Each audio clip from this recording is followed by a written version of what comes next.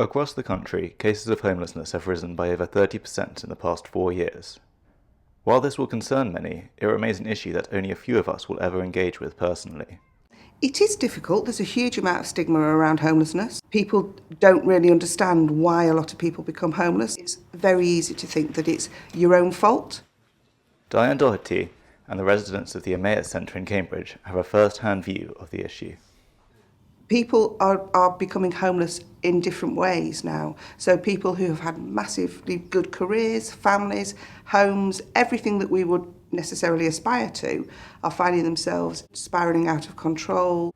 I did end up on the streets because my first wife died and I lost contact with all my children as well.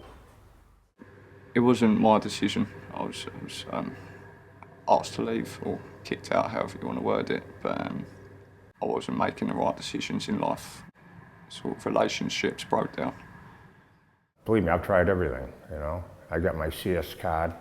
I can get on construction sites, but 57 is going to be 58. No one wants to hire her.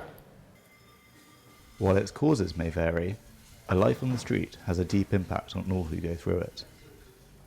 If you've been on the street so long, 10, 15, 20 years, you're going to adapt to it and you're going to know nothing else. That is your life. I had the skill to survive, to find a job, but I didn't want to.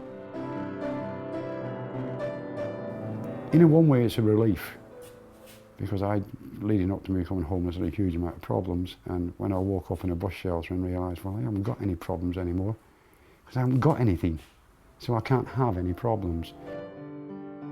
For many, their problems can go beyond material needs. You see, crap. One of the real issues around homelessness is dual diagnosis. So if people have got drug and alcohol problems and mental health problems, it can be incredibly difficult.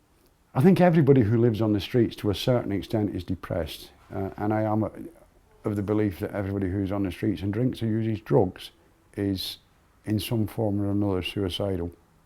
It's not the behaviour of a normal person to drink yourself unconscious on a park bench. Mental health problems are often compounded by a sense of social exclusion and isolation.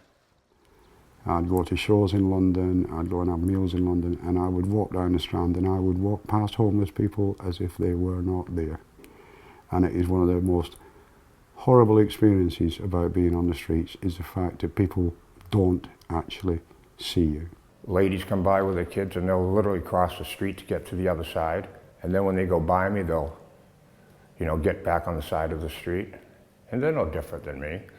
I mean, throwing £1 into the hat or into a box, it's nothing. But sit there and chat to them for 5 minutes, buy him a burger, sit and have a cup of coffee with him, let him think he's a human being again.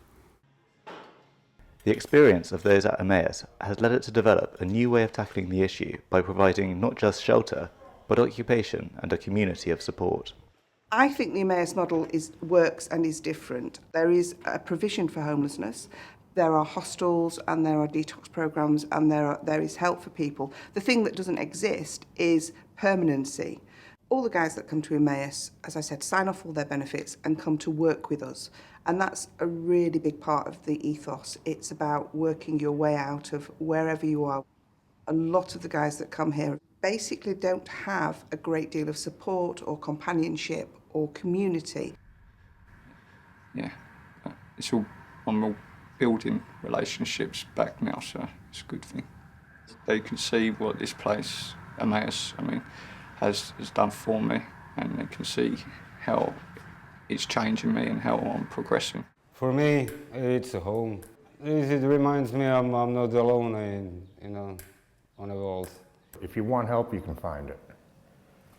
This place would do it, And there's about, 20 of them in the UK, But this is the best one.